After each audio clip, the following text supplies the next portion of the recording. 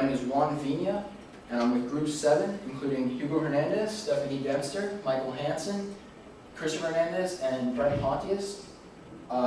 We are doing this presentation for Financial Market Institutions, or FIN 4303, in regards to the economic interest rate forecast and our local business climate. And you'll see in the next slide, as a team, we work together to find relevant information regarding our economic climate in South Florida. To do so, we interviewed a local accountant and real estate broker.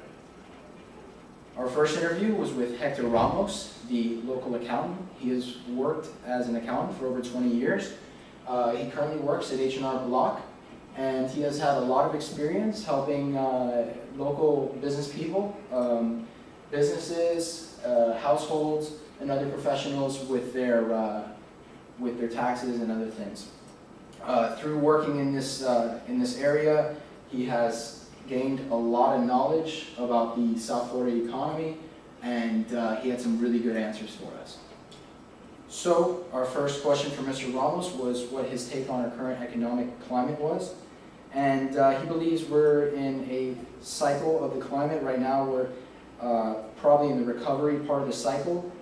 He thinks that most of these cycles are repeated throughout history, and in order to see where we're going, we can look back and see where the cycles were, decades before. He believes that they're very cyclical and they usually repeat themselves.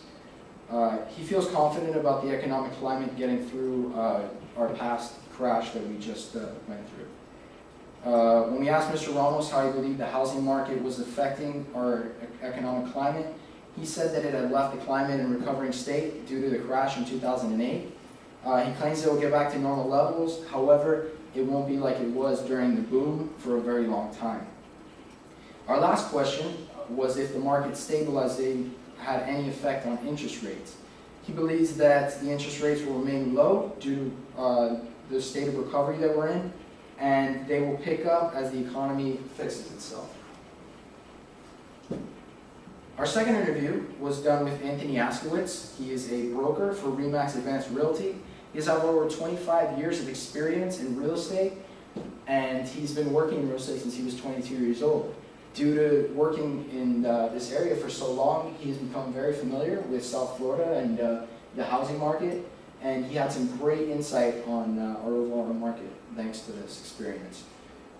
We asked Mr. Askowitz how he believed our current local economic state was compared to 2008, and he replied that it has been stabilized, but interest rates have crept up slightly in the past few years, but in his opinion it's just the government trying to control the market a bit and make sure that we don't have a repeat of the 2005 housing crash. We then asked him his opinion on an article we showed him, which basically stated that South Florida outpaced the rest of the country in growth in 2012. The rest of the country having a growth of about an average of 2.5%. South Florida experienced a growth of 3.5%. We then asked him his opinion on why he thinks South Florida is outpacing everywhere else. And his opinion on the matter was that it's not so much South Florida, but Miami to be specific. He believes that Miami is likely to be called the second most important city in the country, just behind New York. And his opinion on why this is due to a lot of factors, the most important being our centralized airport, because you can get to anywhere and anywhere can get to us through the Miami International Airport. He believes that people from all around the country and all around the world are drawn in by this. They're drawn in by the weather, the Miami lifestyle, our sports teams, the beaches, so many factors to draw people into this great city. And he believes that the reason we are experiencing such growth is because people come here hoping to live in the urban city. The people that can afford it do, and the people that don't tend to move into the suburbs of Miami. If they can't afford for any reason to live in the Miami suburbs, they'll move to other parts of South Florida that are less expensive. But in a whole, this still helps the economic growth and keeps us going at a steady pace upwards. Next, we asked him where our housing market would be in the next few years. He stated that home values would continue to increase due to the low prices of the housing market. He claims the luxury market is already pretty much stabilized, but But as for investors and homeowners seeking things in the suburbs and less expensive parts of Miami, these things are still great buys out there, and there should be for a while to come. Lastly, we asked him how he believed the increase in value affected the interest rates, and he thinks that interest rates will inevitably go back up in order to stabilize the housing market and its prices. In our next topic, we're going to discuss the nation's current economic state. We accessed the Federal Reserve website and accumulated several pieces of information that would be beneficial to our presentation. The data consists of applied monetary policy, the Fed's most recent policy statements along with their projections, followed by fiscal policy, gross domestic production and its behavior, consumer confidence, and lastly, government spending. In the following slides, we're going to go ahead and demonstrate how this data can help the government make a difficult economic decision. So next, let's take a look. First thing we're going to talk about is our interest rate. And when we refer to the interest rate, we're going to be talking about the effective federal fund rate. Basically what this is how a bank lends to another bank and what rate it's going to be at. The Fed, although it has a general effect on it, doesn't control this directly. They control it moreover through what they charge to lend to other banks. Once a bank lends to another bank, we actually feel the effects of this as well when we try to go out and get a loan from a local bank. So everyone feels the influence of the Fed at the end of the day. In the next slide, we state how applied monetary policy is the largest influence on interest rate, and it's guided by the dual mandates set in place. The Federal Open Market Committee, or FOMC for short, influence the interest rates by selling and buying government bonds in the open market. In other words, they control liquidity. The dual mandate plays a role in decision-making by guiding them to decide what's best for maintaining a good employment rate and keeping inflation rates from becoming too high.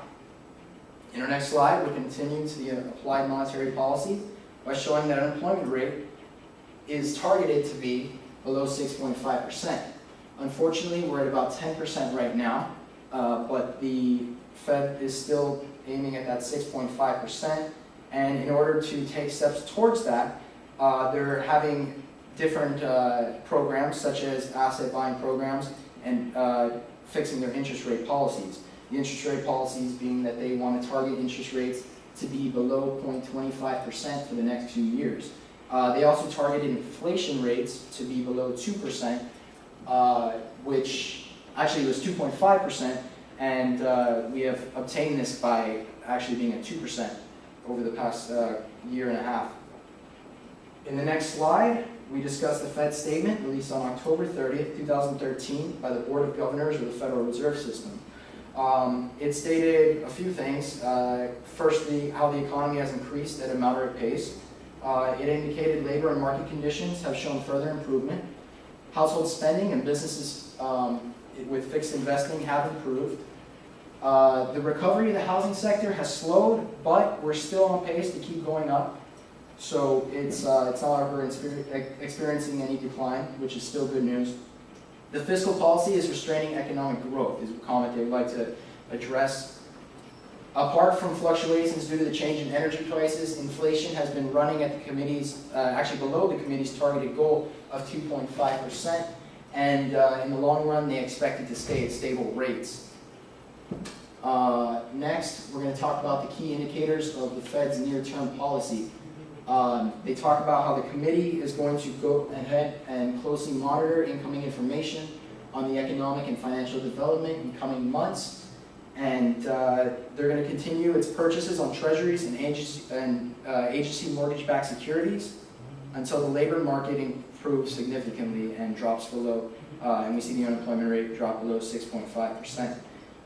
They also claim that the monetary policy will remain the same. Basically, they want to keep the federal fund rate below 0.25%, as we said before. Still targeted to get that unemployment rate, which is the biggest focus right now for the Fed. Next, we're going to go ahead and talk about the different Fed expectations, as you can see in these charts. The first one addresses our interest rates. Currently, in 2013, as you can see and you've heard, we're below 0.25%, very close to zero.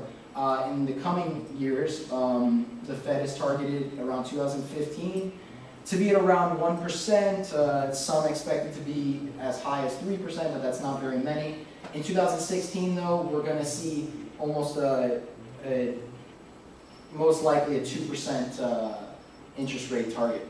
In the long term, it's expected to increase to up to 4%, which is going to be very beneficial. If you can see the chart, each one of these dots represents one of the projections. In the chart to our top right, you're going to see the unemployment rate, and basically it states that back in 2010 we reached as high as 10%. We're currently going down around right now, we're at about 7.5%, and we won't see our target rate until about 2015, 2016. Next, we're going to talk about the gross domestic product growth. Go back. Currently, we are at about 2%, and in the long run, it's going to stabilize and stay at 2%, but through the next couple of years, we're going to see a fluctuation of growth of about 4%. Lastly, we're going to talk about inflation. Like I said before, we're currently underneath their target expectations, which is good. We don't want to go too low, but we also don't want it to increase too much. And as you can see from the chart, we're going to stay stable for the next few years. We're not going to increase above 2.5%, which is very good for us. Next, we're going to discuss the importance of fiscal policy, which is the government's form of influencing the economy through spending and taxes. If the government goes over the fiscal cliff, we're going to see a few things. First of all, the GDP is going to shrink by 0.05% in 2013. The deficit is going to shrink to $641 billion in fiscal 13 by the end of the fourth quarter, roughly about 4% of the projected GDP. And inflation will still remain low. If we do not reach the fiscal cliff, unemployment will fall to 8% by quarter four. GDP will grow by 1.7%, and deficit is going to shrink to 1.7 trillion. Next, we're going to go ahead and address the GDP and how it's vital to our nation. GDP being the gross domestic production. The FOMC is going to keep a close eye on the GDP to make sure it's at the target levels, and they are going to go ahead and control the GDP as well to make sure that we don't incur too much inflation over the next couple of years. If they believe it's growing too fast, they're going to influence that. That would actually, if it's growing too fast, that's going to show that our inflation might get out of control. Next, we're going to talk about the GDP equation. As you can see, they control the G, which is government spending, and then other things they have an indirect effect on are the import and export, which is the N and X, the I being investment, and the C being consumer spending. The Fed influences it all at the end of the day. We're also going to talk about the GDP. It was increasing throughout the third quarter of the year, but due to the government shutdown, by the end of the year, we're going to see a drop of about 0.5%. Next, we're going to talk about consumer spending and confidence. Too much consumer spending will create too much demand, and it's going to lead to too much inflation, so the Fed is going to control this as well. Basically, we're at probably right around where we're supposed to be right now, luckily. Another important topic we researched was government spending. We noticed that from 2012 to 2013, it decreased from 6.2 trillion to 6.1 trillion, and it's expected to actually increase to 7.72 trillion by the end of 2018. As a result, this is resulting from population and gross domestic product growth. Below this information, we state the pros and cons of spending. The pros being that the public's going to benefit. The spending's going to create new jobs and new opportunities. The cons being that it's going to most likely increase taxes. The chart on the left of the slide is a small proportion of spending done by the federal government from October 18th through November 15th. In the next slide, we basically sum up everything that we've been able to determine from our data, which would be the forecast of the interest rate. We're going to forecast the federal funds target rate, and we're going to determine the direction the federal funds target rate will trend to. In the next slide, this is talking about our interest rate forecast. As we've talked about throughout the project, and we can refer back to slide 12 and slide 15, the interest rate is going to stay below 0.25 for the rest of the year. This is due, like we said before, to the Feds wanting to have the unemployment rate decrease to below 6.5%. On the next slide, we're going to talk about their target rate. Their target rates for 2014, which still, it's going to stay below 0.25%. They don't expect it to, like we said, get above 1% till much after 2014 and into 2015. And of course, inflation is another large determinant, but because we're currently below the 2.5%, it's not going to have a large influence on the movement of our interest rates within 2014 and currently. The Fed, like I said before, wants to maintain that, that interest rate so we can create new jobs and increase spending. Next slide. Here we forecast the federal funds rate.